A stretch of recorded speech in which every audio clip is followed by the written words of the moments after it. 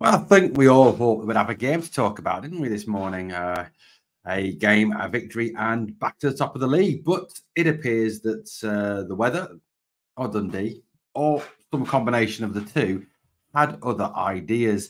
Now, yesterday morning I was at work, and obviously news coming through on X, 9:15 pitch inspection, 10:15 pitch inspection. And then, initially 9:15 comes about, game looks like it's going ahead, or good or positive. Then 10:15 comes about, and the game gets called off by referee Don Robertson. Look, before I start, I want to say one thing. It's not Don Robertson. I'm not getting at Don Robertson at all. It's not his fault. He's got a decision to make. He went on the pitch. He looked at the pitch. He tried to bounce the ball. He tried to kick the ball to make it run across the surface, and it did not do so. So therefore, as a referee, he is left with no other choice but to call the game off. So look, I'm not criticizing Don Robertson. I don't think he's a good referee in terms of actually refereeing a game, but it's not his fault. The game got called off. So let's get that straight. He was just going by the letter of what he needs to consider when he's looking at a pitch to determine whether a pitch is playable or unplayable.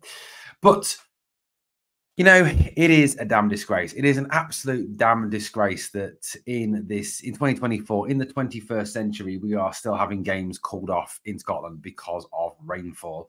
It was the only game called off in the UK this weekend in the professional leagues. It was the only game in Scotland in the professional leagues called off due to rainfall. There was games taking place in Northern England yesterday, and they still all went ahead. And I can vouch for the fact that in England it was raining, and it tipped it down with rain in Northern England for hours and hours through the night.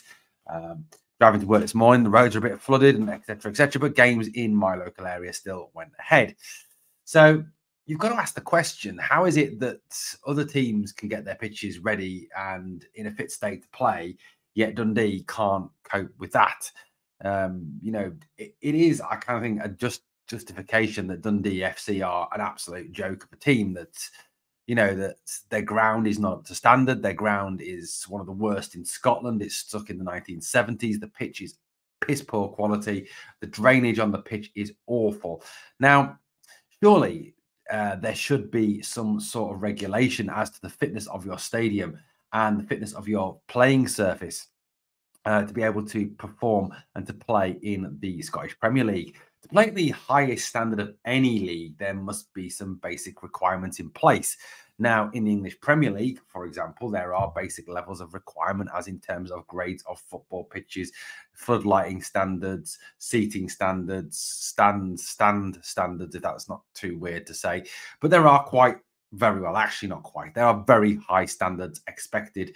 And for teams to be able to compete in the Premier League, they have to have certain assurances and certain things in place for that to happen, as happened with Luton this year. Going up to the Premier League, they had to undertake major works on their pitch, on their stadium, on their floodlights, to ensure that they work up to the standards of the English Premier League. So you kind of beg the question, why is it in Scotland we don't seem to have any sort of standards when it comes to the surfaces and to the stadiums, and that teams are continually allowed to put out muck heaps, dung heaps, pitches that would be unfit to graze cattle on, let alone play professional football on? And for Dundee to be a Premier League team, and to be a team that aspires to be in the top 6 of the Scottish Premier League, to have such an awful ground, an awful stadium, and an awful pitch is just beyond a joke, and really just show that the club is realistically no better than the pub team. I thought the statement that was made by our club, by Rangers yesterday, was quite telling in response to the cancellation. We'll also talk about what Philippe Clement had to say as well. This is what our club had to say. It says, Rangers FC, on behalf of our supporters, are extremely disappointed and angered with the late call-off of today's match with Dundee FC. The first team had prepared as normal for the match, and it was not until this morning that any concerns over the playing surface were raised. So if it rained through the night, and if it rained last on Saturday night, why were there no concerns expressed at that point over the playing surface? Why was there nothing done or put in place to protect said playing surface by Dundee? A cover, for example, or something. I don't really know a lot about groundskeeping, but I'm just kind of guessing on ideas here. Okay, so what else did Rangers say?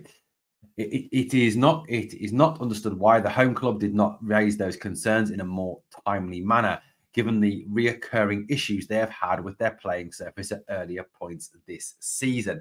So if it's known by Dundee that they have issues with their playing surface, why have they not done anything or been made by the league to do anything to improve the nature of their playing surface? It to me is just ridiculous. And to play in a top European league, which the SPFL is a top league, it is a top league in its own country. You can debate the standards all you want, but you must surely have to have a basic standard of pitch. Rangers went on to say the Rangers team and thousands of their supporters had already arrived in the stadium by the time the decision was reached. As Philippe Clement said in his interview before after the postponement, he did talk about the fact that their kit man had arrived at the ground early and was none the wiser as to the decision, which you've got to beg the question, why the hell did it take so long? This is the only match in the entire of the UK Senior League to be postponed this weekend, and it was shown on Sky Sports nationwide, reflects poorly on our game. And it certainly does.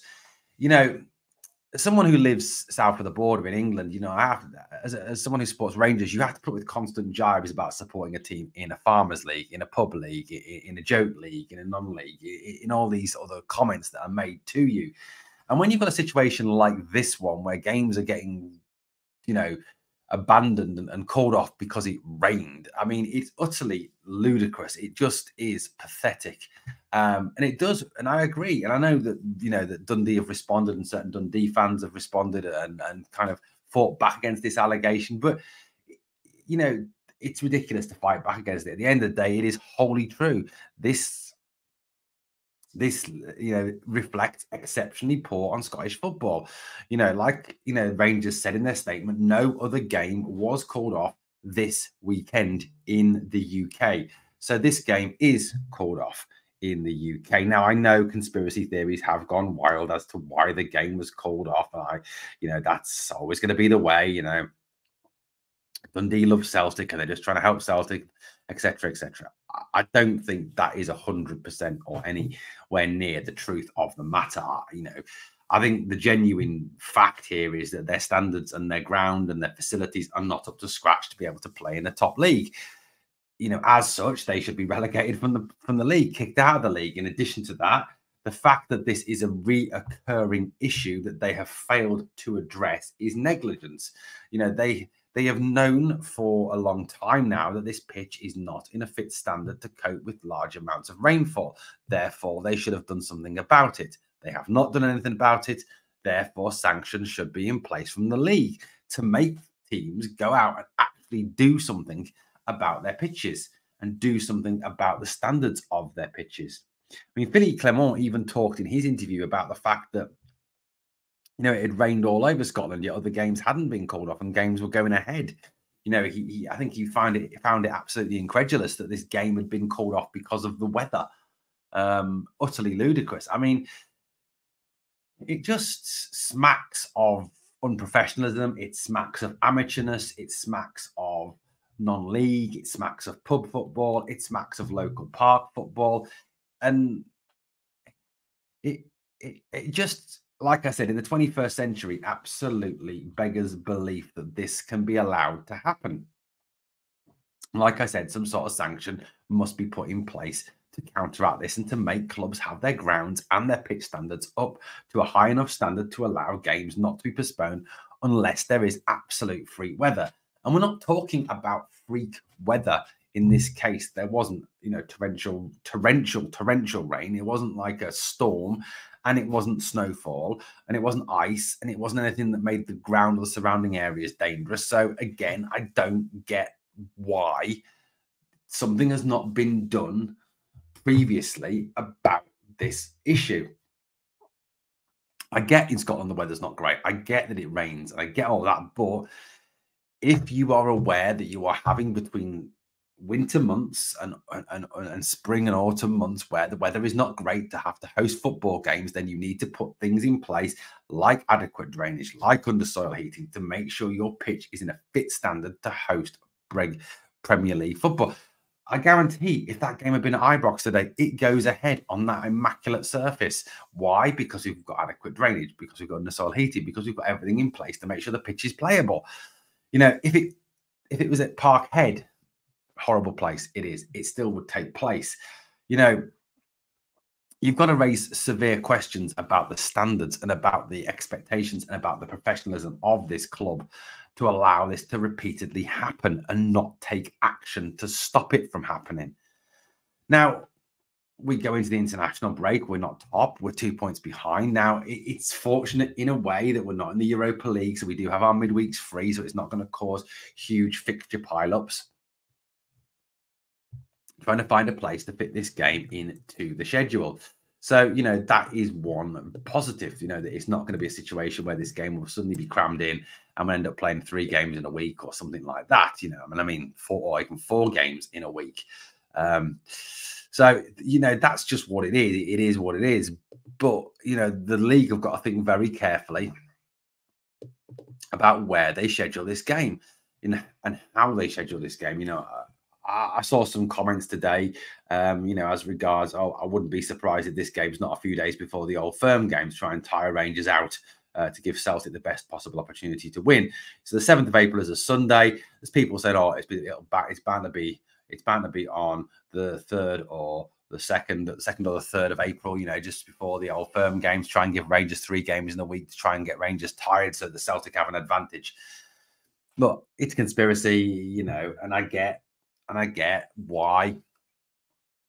And I understand why, because there is an overwhelming feeling within the Rangers family that there is a hatred of us, a dislike of us, and a purpose from organisations to ensure that we don't have favourable conditions to go on and put in a championship challenge. I understand that. But it's just an absolute joke. It is an absolute joke that this game didn't take place yesterday. It just is pathetic. And Dundee, hang your heads in shame. Just hang them in shame. You're a little club that shouldn't be in the SPFL. You should be in a non-league or playing pub football. You really should. Well, guys, please smash that sub. Ring that notification bell as well to make sure you never miss out on any of the content. Thanks for watching Glasgow Rangers Nation, guys. 2 things on the way out. Number 1, smash the like. And number 2, remember always, we are the people.